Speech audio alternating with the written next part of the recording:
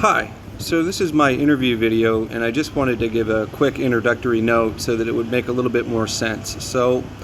As you may or may not know, I'm at the current moment in Vietnam, where it's very difficult to leave the country and get back to the United States. So it was really difficult, almost impossible to find somebody to do a mock interview with, especially in fluent English. So with that being said, I'm actually going to interview myself, and there's going to be a prop that I'm going to use in order to do that. Two props. The first prop is the interviewer sunglasses, and the second prop is my sight glasses. So with that in mind, I'm going to play two different roles, which is a little bit crazy. And the company that I'm going to be interviewing for, you may or may not know, is Bridgewater Associates. Bridgewater is kind of a controversial Wall Street, it's the biggest hedge fund in the world, and it's ran by kind of a controversial guy by the name of Ray Dalio, who's just published a big book about his principles that he uses to run his company. Anyways, their interviews are not your standard, why should we hire you, tell us a situation of stress that you've been through. Quite frankly, those questions are rather banal, and everybody studies those questions, so everybody has the same canned responses. Therefore, they use a lot of deeply psychological and ethical types of probes to figure out what kind of a person you really are and how you really think about reality. So with that being said, I'm going to start the interview. So, Mr. Finnerty, good morning. Thank you for flying up to New York City. My name is Bob Schwartz. I've been here at Bridgewater for 37 years.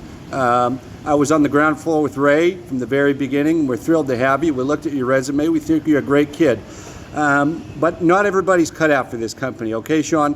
I'm going to tell you that right from the get-go now. Okay, so I'm just going to give you the chance. If you don't think you're up to this, I'm going to give you the chance to leave now. Do you want to go? Right now, you're free to go. There's no shame in it. Whoa, that's kind of intense. No, I want to stay. That's totally fine. I'm aware that Bridgewater is not your typical company. So if you don't mind, let's get started. So Sean, tell me, if you could genetically modify your kids, what would you do? What would you change? And would you do it? Do you think that's right? Do you think it's right that families can genetically modify their kids? Well, Bob, I think it really comes down to, if it becomes a general social trend where basically every family with the means to do so are modifying their children, I would probably be in the position where it would be irresponsible not to genetically modify my kids. It's, on one hand, it's not really ethical, and maybe we shouldn't tamper with nature in that way, but at the same time, if everybody's learning how to computer program and my kid doesn't understand it, he's going to be at a disadvantage. So therefore, I would probably select for greater cognitive abilities, quicker reading skills, perhaps sociolinguistic abilities to pick up languages, and then of course, get rid of this ugly looking nose and maybe make me a little bit tall, make my son a little bit taller. Of course, more beautiful and handsome, so that they have a better chance of carrying on our genes, however modified they may be. Yeah, I like how you think there, Sean. I like your response. A lot of people BS us and they give us the ethical line that they wouldn't do it and so on and so forth. But I like how you think. I really do appreciate your honesty. Listen, you think there's ever a situation where lying is okay? Is lying ever permissible, and under what circumstances? Again, Bob, I don't want to really, sound like a broken record here, but, we live in a society of fraud, and we have, a lot of fraudulent people in power. And you might get yourself into a situation where you're trying to do the best thing for your family and for your company, and you might get into a situation where the best course of action to minimize damage is to actually lie. Now that sounds terrible, but I've been in situations where I've had to lie to protect my family. and to protect my friends, and I would do it again. I would do that again to keep them out of harm's way, even though I did have to lie. Wow, excellent. I mean, that's, I hate to say, but that's what we want to hear. You know, a guy that knows how to lie, good stuff. All right. Are you trapped in your life? You feel trapped? You feel like you can't get out of a situation? I mean, why are you here? Why do you want this job? What do you need the money for? Am I trapped? Aren't we all? I think we're all trapped. You know, I've got a wife, I've got 3 kids, I've got my ex-wife, I've got, you know, a step-kid with her that I still support, you know, because I'm kind of like his father. His real father doesn't care about him, but I mean, I'm trapped just like everybody else is trapped. I have to make money. When I was a kid, I was a lefty and I was a protester and all this and that. But yeah, I mean, I'm fascinated by the financial markets. I like to use my brain. You know, I've worked in the oil field and, you know, bled and suffered out there, and I can make money that way. But yeah, I'm trapped in the sense that, you know, we're in a capitalist society and I need to earn a living in order to support my family. But I suppose I'm not any more trapped than the next guy, if that makes any sense. You think capitalism traps people? No. That's fine. How about open borders? How do you feel about open borders? Well, open borders is a nice idea. And if we're going to keep talking about capitalism for a second, you know, one of the tenets of liberalism is that, you know, money and people should be able to go where they're needed most. So if there's a labor shortage in Australia or the United States, for example, workers should be able to go to where the labor power is needed.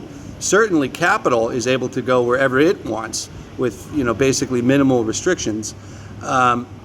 So it would make sense philosophically and ethically to be consistent enough to allow labor power to go where capital is allowed to go. Now, in the short term, I think it would be a social disaster, especially for people making less than $70,000 or $80,000 a year, who would likely lose a portion of their wage bargaining power with an influx of people that would be willing to work for less. But I think in the long run, it would be nice to see a world where, you know, your citizenship and your passport doesn't dictate your fate as much as it does today. So yeah, I guess in a sense I'm kind of an open borders liberal kind of guy, but that's only because I really believe in core classical liberal capitalist traditions. Okay, good enough. You believe in what you believe, and it sounds like you read a lot of books and you're in college. Good for you. I've just got 2 more questions for you because we've got a bunch of other guys we're interviewing today. Sorry, you know, it's just how it is here at Bridgewater. We get thousands of guys coming in here looking for jobs. But tell me, what's your biggest flaw? What's your biggest flaw?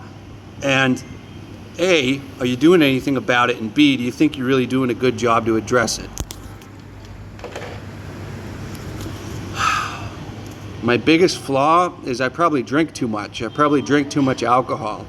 It helps me to relax. I know I should probably be doing yoga or meditation or something else, and it's actually, you know, I put on weight and it's starting to affect my health a little bit, and I don't think I'm doing a lot about it because at the end of the day, I'm kind of tired at the end of the day, and I feel like I deserve some kind of reward. So yes, I have a flaw. I probably drink too much, and I'm not doing enough to address it, and I'm just being honest and transparent. Well, I mean, that's what we're all about here at Bridgewater, is transparency. And, you know, we're happy that you'd be willing to tell us the truth about who you are, because we're a truth-telling community. I guess the last thing is we'll do an easy one. How about that? Why shouldn't we hire you? Why shouldn't we hire you? Tell us why you would not hire yourself. Well, probably because I get bored of things. I get bored of things too easily. I get bored with people. You know, even when people think they're onto something really big and really hot, sometimes I find out it's just the same old story, and just like every other place. I guess that's why I'm here. I'm here to try something really unusual and difficult and interesting. But, you know, it might not be the case. It might just be like everywhere else. Maybe it's a bunch of hype. Anyways, yeah, I mean, I guess I'm not 100% reliable. I might quit if it's not interesting enough.